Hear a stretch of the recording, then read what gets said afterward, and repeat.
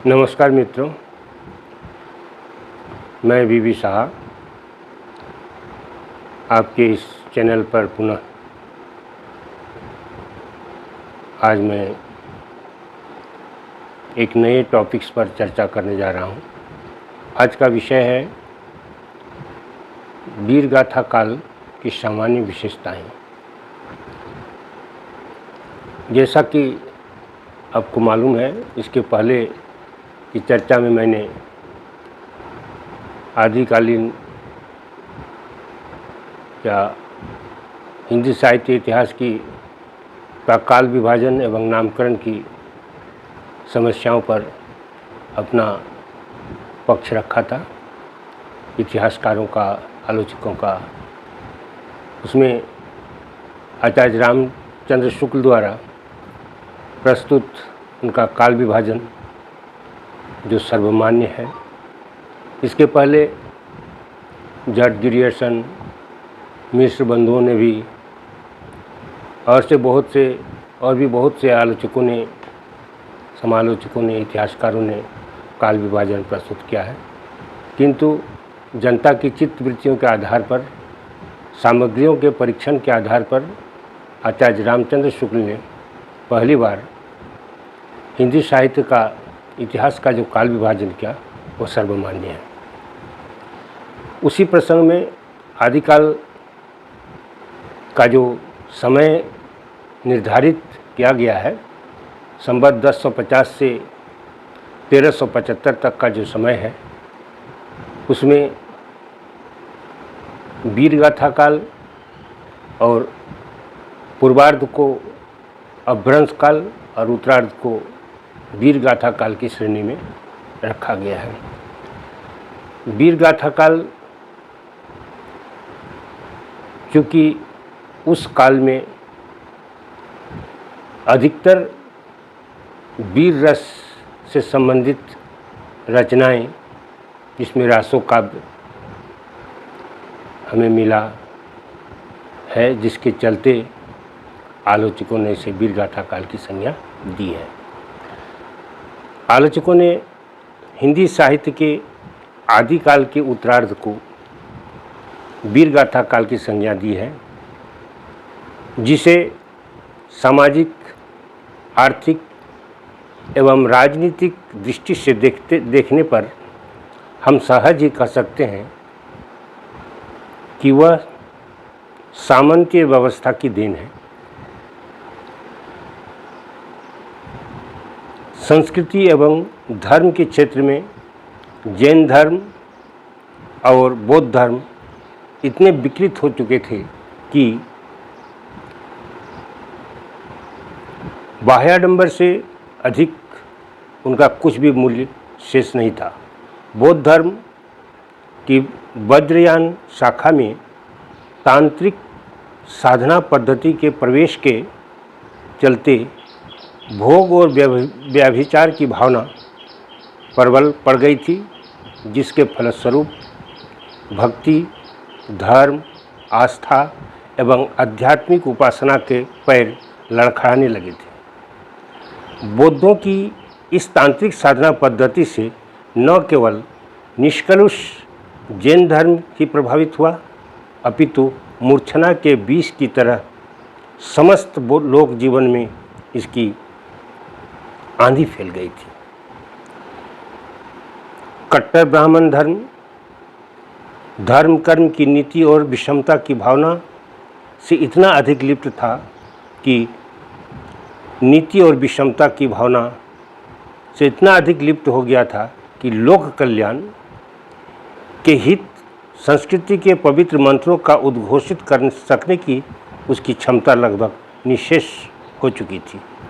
समस्त आर्यावर्त को सुशासन की एक पताका के नीचे प्रतिष्ठित करने के सारे सपने चकनाचूर हो गए थे और विविध राजा राजवाड़ों में विभक्त देश अपने पराभव और हीनता के बोझ से बुरी तरह आक्रांत हो उठा था।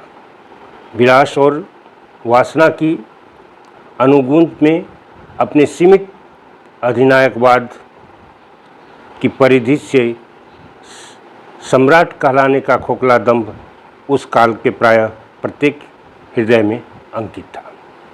बात बात में किसी की रूप माधुरी पर मुग्ध होना और उसके अपहरण के लिए हजारों वीरों का रक्तपात करवा डालना उस युग की रचनाओं की सहज आदत सी बन गई थी।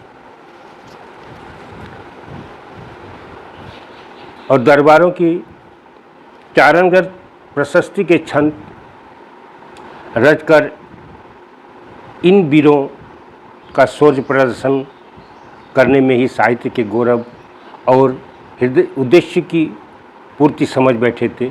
यही कारण है कि उस युग का संपूर्ण साहित्य युद्ध और प्रेम की आधारशिला पर निर्मित एक ऐसा दुर्ग है जिसकी दीवारें कठोर निर्मम पत्थरों से सृष्ट है।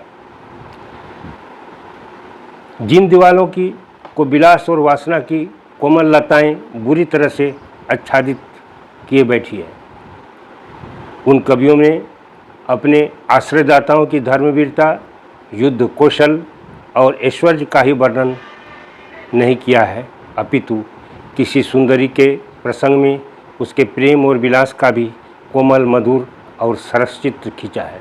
वीरता श्रृंगार की गोद में पनपती रही या लता कुंजों का सघन छाया के नीचे तालुकदारों के उन्माद पौरुष के गीत गूंजते रहे। शौर्य और पराक्रम की प्रेरणा प्रेम और श्रृंगार की प्रमथ लालसा बन गई। वीर गाथा काल केवल एक संयोगिता की कहानी नहीं, अपितु अनेकानेक संयोगिताओं की मर्यादाओं की रक्षा के नाम पर अपहरण की कहानी है। स्वयं चंद्रवरदाई ने अपने प्रसिद्ध महाकाव्य पृथ्वीराज रासों में पृथ्वीराज की युद्ध की ज्वालामुखी और प्रलय की भयंकर बाढ़ में दीप्त कंचन के समेरी के समान रूप से प्रस्तुत किया है, जो फुल्ल राजीव नेत्र नायिकाओं की कोमल पंखुड़ियों के बाहुपास में घिरा बंधा रहता है। महाकवि चंद्र का कवि कौशल केवल पृथ्वीराज के शौर्य वर्णन में ही नहीं सीमित रहकर उनके विलास और वैभव के चमकते हुए जुगनुओं में भी दीप्त है। जैसा कि नाम से ही स्पष्ट है, इस युग का प्रमुख वर्ण है वीरता।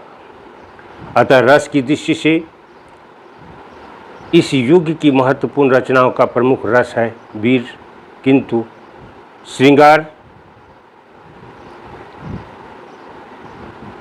पथ सहचर बनकर साथ साथ चला है।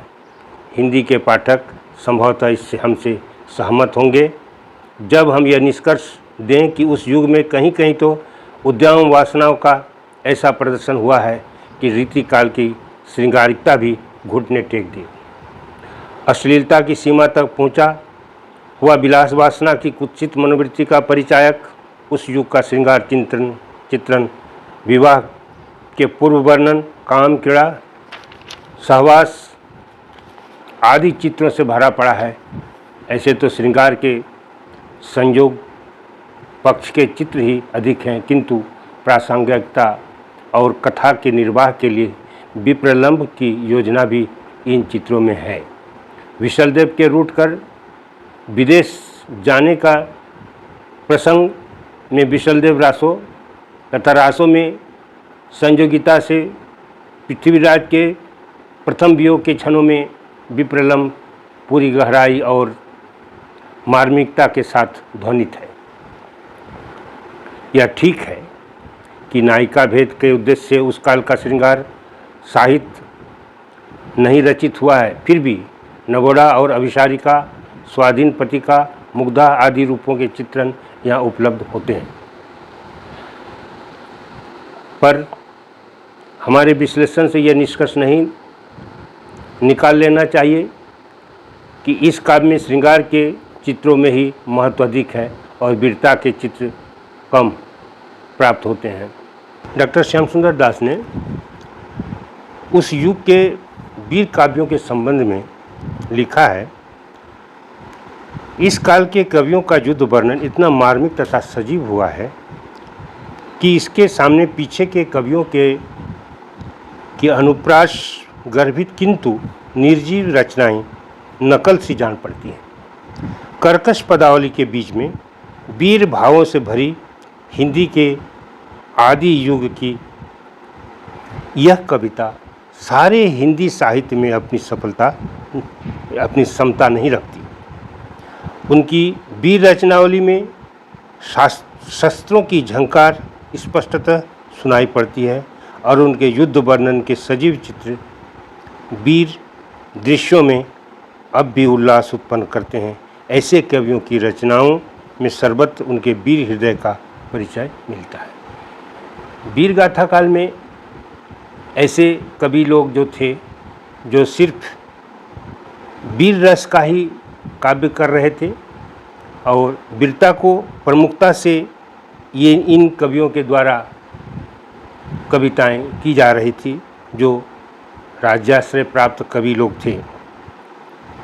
वीरता की इस पौरुषपूर्ण ध्वनि प्रतिध्वनि के बीच इस युग का सबसे सबल और पुष्ट काव्य चंदरवरदाई का पृथ्वीराज रासो है, जिसे हिंदी का प्रथम महाकाव्य कहलाने का सौभाग्य प्राप्त हुआ। इसके अलावा विशलदेव रासो, हमीर रासो, खुमान रासो, परमाल रासो आदि देश भाषा की पुस्तकें हैं जिनमें वीरता के गौरवपूर्ण दर्भ की झंकृति सुनाई पड़ती है। कर्कशता और कठोरता, क्रूरता और विभत्सता,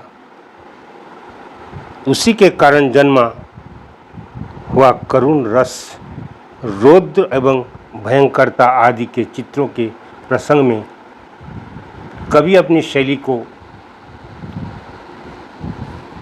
उसके अनुरूप सजाता है।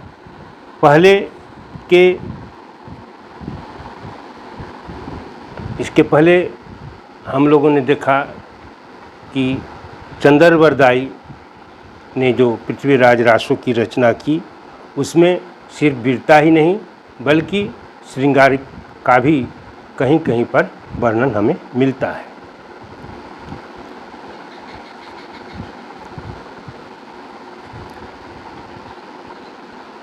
युद्ध के नगाड़े और घोड़ों की थापों के साथ साथ शब्दों की झंकृति एक ऐसे वातावरण की सृष्टि करती है जो सिद्ध करता है कि सफल काव्य के निर्माण के हेतु भाव और भाषा का समन्वय अत्यंत आवश्यक रूप है।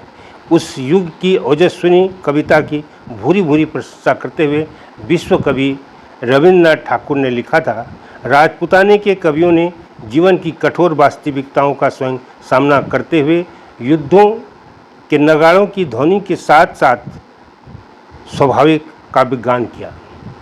उन्होंने अपने सामने साक्षात शिव के तांडव की तरह प्रकृति का नृत्य देखा था। क्या और कोई इस कोटि के काव्य की कल्पना कर सकता है? राजस्थानी भाषा के प्रत्येक दोहा में जो वीरत्व की भावना और उमंग है वह राजस्थान के मौलिक निधि है और समस्त भारतवर्ष के गौरव का विषय है। वह स्वाभाविक, सच्चा और प्राकृतिक है। कवि गुरु रविन्द्रनाथ ठाकुर ने इस प्रकार का जो है सो आलोचना प्रस्तुत किया था, जिससे आगे चलकर कवियों में एक चेतना आई और पुनः जो है सो इस पर नए नए अनुसंधान करने का प्रयास जो है चला। पर ओजस्विनी छंदों की मंदाकिनी प्रवाहित करके भी उस युग का काव्य राष्ट्रीयता के सांस्कृतिक सामूहिक स्वरों का न तो प्रतिनिधित्व कर सका और न उनका प्रेरणात्मक आग्रह ही बन सका। ओजस्विनी कविताओं की अजस्र धारा फूटी अवश्य, पर उसमें एक जन जागरण की सांस्कृतिक चेतना का अभाव था। उस युग में इन कवियों ने कविता, दोहा या वीर रस प्रधान रचनाएं तो की, लेकिन इसमें राष्ट्रीयता की भावना नगण्य थी। ये सभी राज्याश्रय प्राप्त कवि, दरबारी कवि लोग ये राजा को खुश करने के लिए कविता कर रहे थे। एक आलोचक के शब्दों में उनमें रक्त की उबाल है, राष्ट्रीयता की मनहर व्यापकता नहीं, पौरुष की दुर्दर्श वाणी है, प्रगतिशील ज्वार की उन्मत्त प्रेरणा नहीं, सूर्य का गौरव है, जन जागृति का व्यापक आलोक नहीं, कवि अपनी समस्त प्रतिभा से गाता है, पर उसकी चारणी वृत्ति उसके स्वरों को अनुशासित कर देती है। राज कवि राष्ट्र कवि नहीं बन सकता। हिंदी के कतिपय आलोचकों ने संभवतः इन्हीं वृत्तियों को देखकर इस काल को चारण काल की संज्ञा दी है, और अंग्रेजी साहित्य की एक आलोचक की उक्ति के अनुसार bards period is no period, चारणों का काल कोई नहीं होता है। इस प्रकार की आलोचना एक अंग्रेजी आलोचक ने भी किया है। चारणी से तात्पर्य यही है कि ये सभी राजदरबारी कवि थे, राज्याश्रय प्राप्त कवि थे, और इन्होंने राजा को खुश करना, राजा के लिए कविता करना इनका मुख्य उद्देश्य था, और ये सभी वीर रस से कविता कर रहे थे। अनेक आलोचकों ने अपने विश्लेषण में यही माना है कि इस काल के कवि सामंती व्यवस्था की देन थी। उसके समक्ष युग जीवन का दुख दर्द कम, व्यक्ति स्वार्थ की पूर्ति अधिक महत्वपूर्ण थी, और इस कारण उन्होंने अपने आश्रयदाता राजाओं की वंदना में आकाश पाताल एक कर दिया। वीर गाथा काल की यह प्रवृत्ति निश्चित रूप से भक्ति काल में अंतर ध्यान हो गई है, और उसके बाद रीति काल में द्विगुणित वेग और तीव्रता के साथ फिर प्रकट हो गई। न वीर गाथा काल को दरबारी काल जैसा नाम देना बहुत संगत नहीं होगा, फिर भी इसे चारण काल कहने में किसी प्रकार की हिचकिचाहट नहीं होनी चाहिए। आदिकाल के प्रारंभिक चरण में अपभ्रंश में रचित साहित्य के धर्म और अध्यात्म के अनमोल भक्त गीतों की निर्झरनी बहा दी थी। इसके दूसरे चारण वीर गाथा काल में दर्शनहीन वीरता और मर्यादाहीन श्रृंगार के धूप छाई आकर्षण से लोक मनोरंजन करने का प्रयास किया गया था।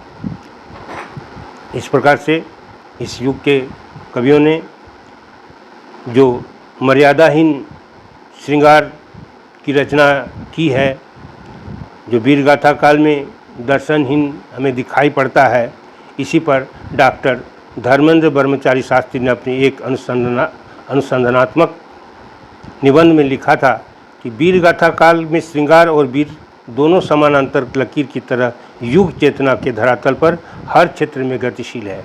रस की दृष्टि से अतः एक ऐसे काल में के प्रादुर्भाव की सुस्पष्ट कल्पना की जा सकती थी जिसमें श्रृंगार और वीर दोनों की निष्फलता सिद्ध हो जाए।